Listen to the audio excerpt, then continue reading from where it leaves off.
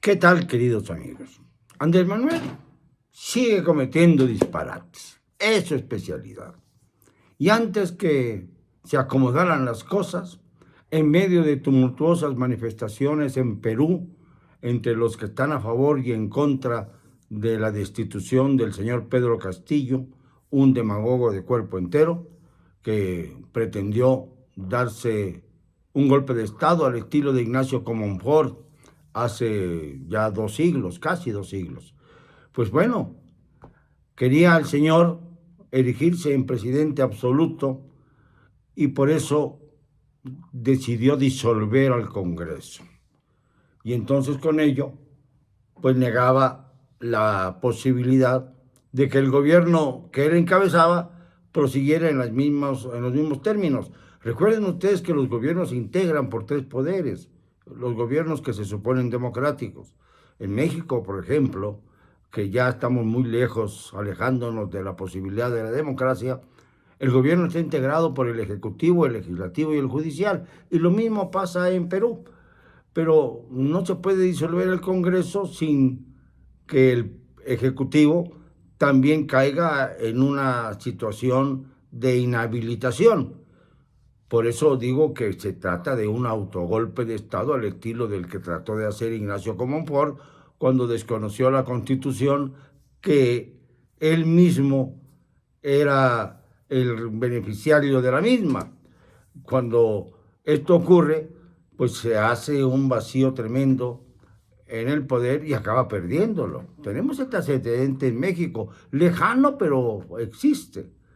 Y esto lo resolvió el Benemérito de las Américas con una larga lucha, porque además vino la intervención francesa y otras circunstancias terribles.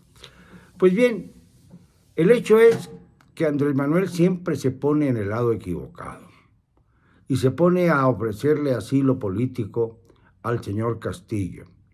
No reconoce al nuevo gobierno del Perú, que está encabezado por una mujer, Dina Boluarte, que es la mujer número 13, ojalá que el número no sea augurio de malos proyectos, la número 13 de las mujeres que han encabezado las presidencias de sus respectivos países en todo el continente americano. Esto es interesante, cómo ha ido empoderándose la mujer de muchas presidencias. Algunas no han salido con bien, como el caso de Jeanine Áñez en Bolivia, cuando cayó Evo Morales estrepitosamente, acusado por infinidad de delitos, y se fue a refugiar a Argentina, a donde llegó un avión de la Fuerza Aérea Mexicana, que es como para ejecutivos, y lo trajo a la Ciudad de México asilado político.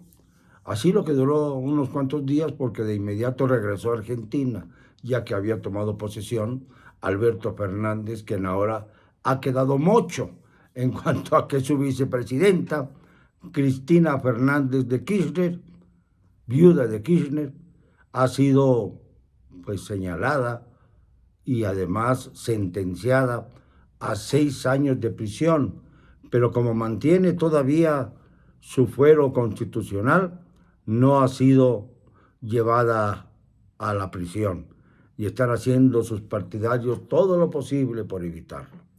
En esta circunstancia,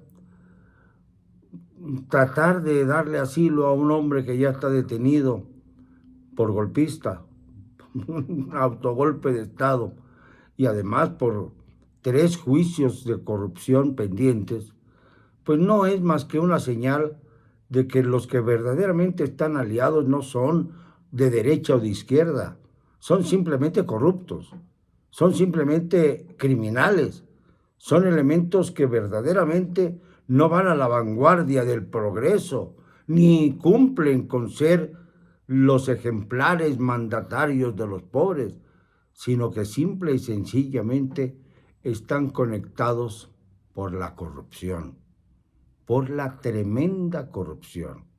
Y en este escenario está cayendo el señor López Obrador de México. No es una casualidad. Hay verdaderamente como una especie de aspiradora o de barredora que se está fijando en aquellos puntos en donde las cosas están saliendo de cauce. Las aguas negras están invadiendo los círculos políticos. Y ahí está Andrés Manuel, en su baluarte del Palacio Nacional, creyendo que es intocable. Bueno, pues hace unos días también fue aprehendido el expresidente de Guatemala. Esto es ya bastante serio, porque nadie hubiera pensado a estas alturas que Otto Pérez Molina, el expresidente de Guatemala, fuera a caer al final de cuentas en las redes de la justicia. Y cuidado, porque hay otros presidentes que están en capilla. Y uno de los que están en capilla, sin duda de ninguna naturaleza, es el de México. ¿Qué va a pasar? Muchas mujeres gobernando, algunas han salido muy bien de sus respectivos mandatos, pero después de ellas han surgido otras dictaduras, como pasó, por ejemplo, en Nicaragua, con la señora Chamorro, Violeta Chamorro, que desgraciadamente, pues al honrar a su marido, que había sido asesinado, acabó siendo presidenta con un gran fervor popular y luego dio paso al desastre en el que tiene sumida a Nicaragua el señor Daniel Ortega, al que también ayuda Andrés Manuel López Obrador.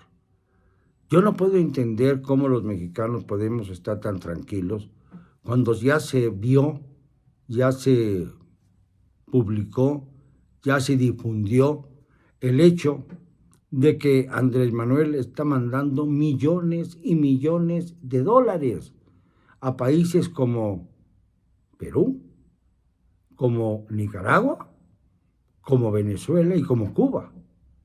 A ellos está enviándoles dinero. A las dictaduras latinoamericanas ya acreditadas desde hace tiempo, como la de Cuba y Venezuela, o que comienzan a florecer, como el caso de Bolivia y de Perú, que aunque han sido pues destituidos los mandatarios como Evo Morales y ahora el señor Pedro Castillo, no encuentran su rumbo. Por ejemplo, Yanine Áñez, que fue la sucesora del señor Evo Morales en Bolivia, pues acabó muy mal, nada menos que en la cárcel también. Y ahora gobierna Bolivia Luis Arce, que es un personaje cercano a Evo Morales, pero que ya tomó distancia de Evo Morales. Y lo que pasa en Perú, pues vamos a ver si el Congreso es capaz de enfrentar a los grupos, digamos, a esos grupos manipulados por Pedro Castillo, como están manipulados tantos y tantos mexicanos por encumbrar al ícono de la izquierda partida por mitad. Porque ya ni en la izquierda hay unidad, como hemos observado en los últimos tiempos, y el señor López Obrador se empeña en seguir golpeando a la democracia. Vamos a ver si no este empeño de López Obrador por destruir a la democracia lo lleva a situaciones similares a las que estamos narrando. Fíjense que estamos hablando de Argentina, estamos hablando también del caso de Bolivia y de Perú, de Cuba, de Venezuela. Fíjense cuántas naciones están envueltas en la misma podredumbre, hablando de corrupción, hablando de inmoralidades públicas. Todavía en el caso de Brasil hay una mecha o mechas encendidas que pueden acabar en un polvorín. No porque se trate de que va a venir un gobierno de izquierda, sino porque se trata nada menos de encontrar a aquellos que no son de izquierda y que simple y sencillamente están buscando que sus naciones se precipiten hacia el abismo. Esto es lo que está pasando hoy en Centroamérica, en Sudamérica y en México. No me van a callar, y lo digo y siempre, con cero cobardía.